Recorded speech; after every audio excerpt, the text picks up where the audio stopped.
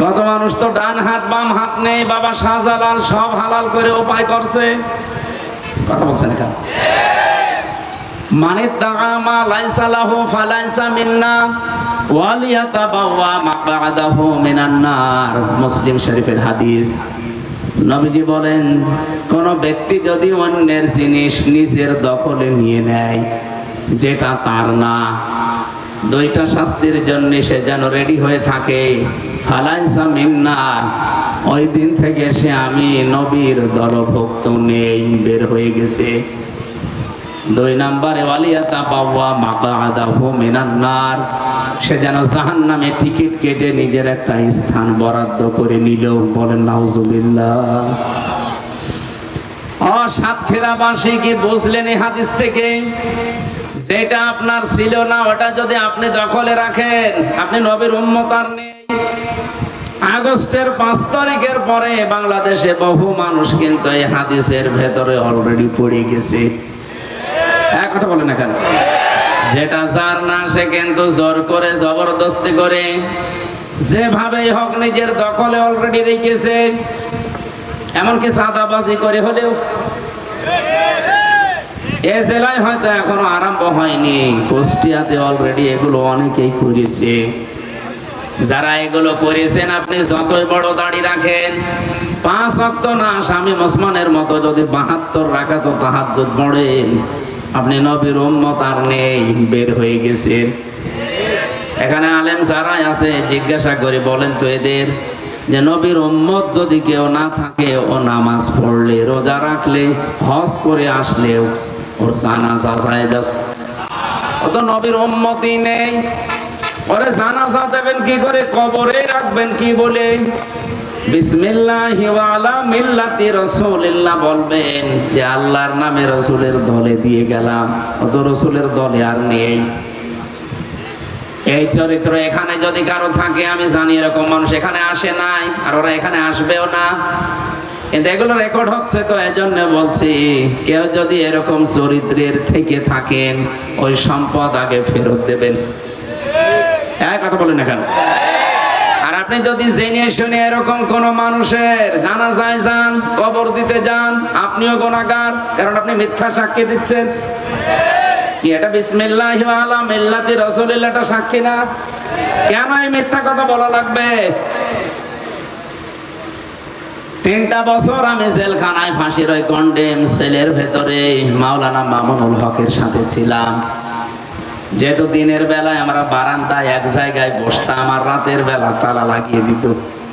আমার মনে হয় 3টা বছরের প্রতিদিন উনি আমাকে কথা বলতে ভোলেননি, যে হামজা, বাইরে যদি যেতে পারি কোনো বেঈমানের জানাজা পড়াবো না।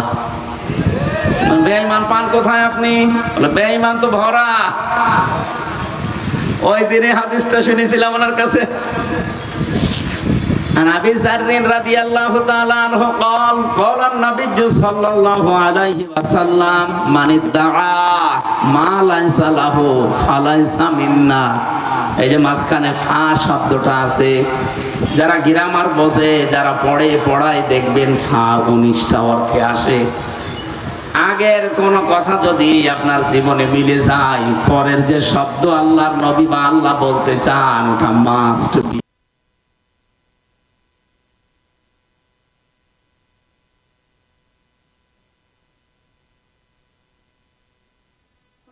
যদি এমন জিনিসের দাবি করে নিজের দখলে রাখে যেটা তার না, ফালাইসা মিন্না, সে সঙ্গে সঙ্গে আমার দল থেকে বের হয়ে গেল।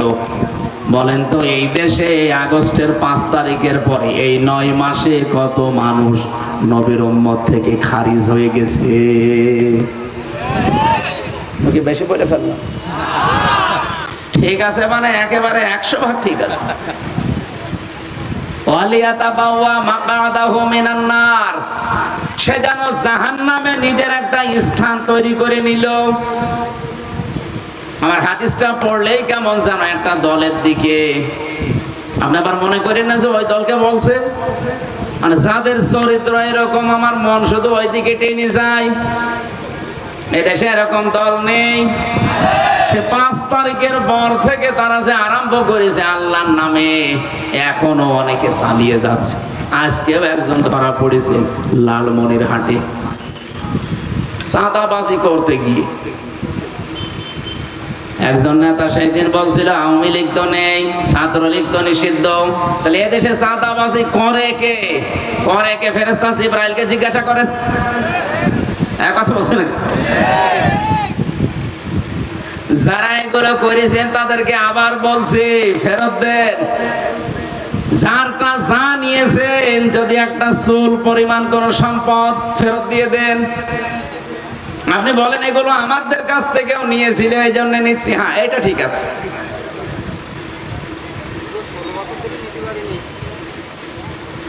এই যে আমি পরে যে শব্দটা বললাম এইটা ঠিক আছে।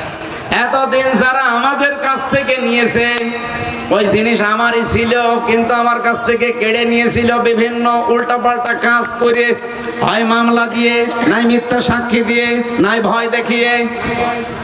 এরকম কি হয়েছে বাংলাদেশে?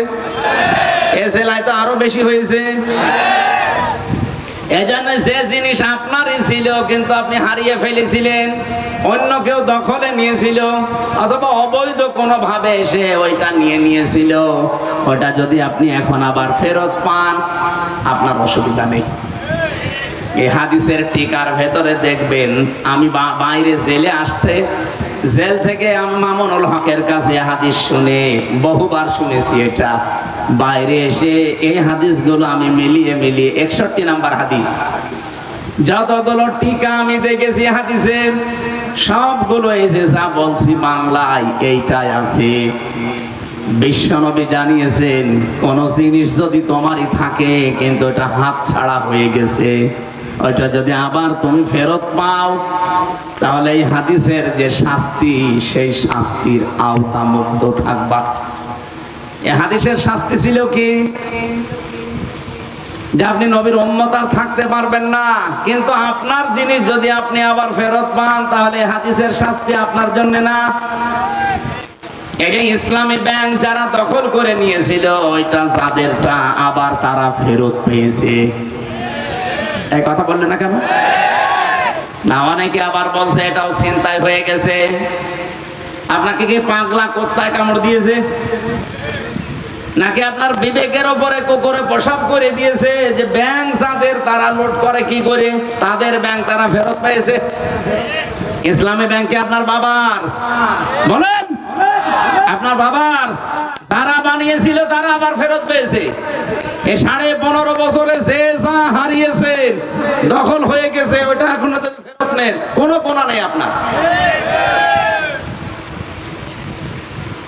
এই সাতক্ষীরাতে যে যা উপায় করেছে অবৈধভাবে, ওটা আবার নিয়ে নেবেন যদি আপনার হয়ে থাকে। অন্যের কোন জিনিস চুল পরিমাণও অবৈধভাবে নিজের দখলে রাখা যাবে না। কথা বোঝা গেছে না?